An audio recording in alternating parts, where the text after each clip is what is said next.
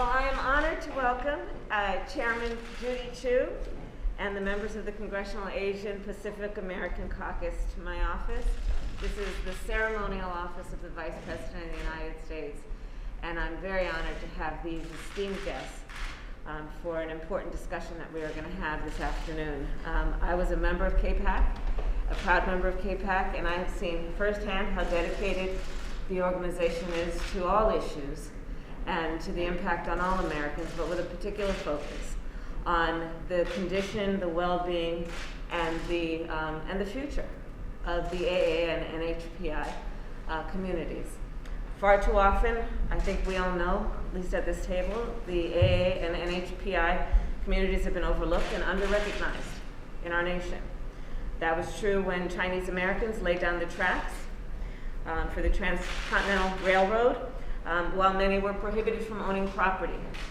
I know this history in my home state of California and beyond. This was true when Japanese American soldiers defended our nation in World War II, as Japanese Americans were forced to live in internment camps. This was true in the early days of the pandemic, when the AA and NHPI frontline workers were saving lives.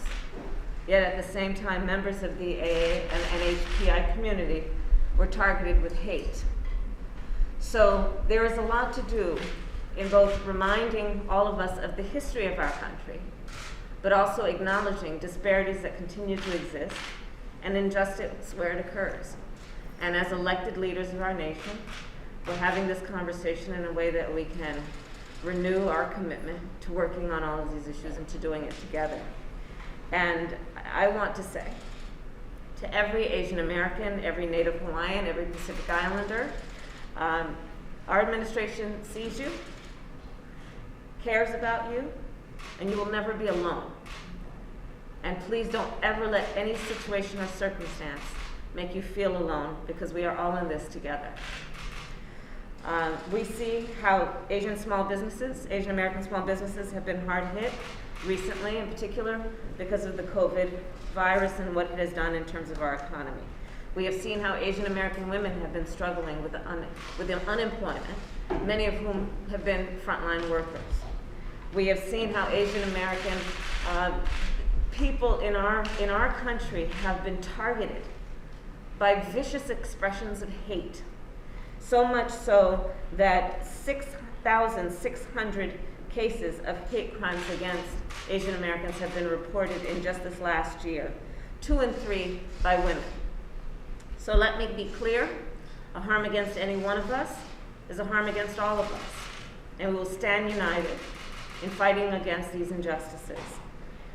So today we will discuss our collective focus on stopping the violence, stopping the hate. I want to applaud all of the leaders at this table, including our very important and great Senator Mazie Hirono, for the passage of the COVID-19 Hate Crimes Act. The President is prepared to sign it.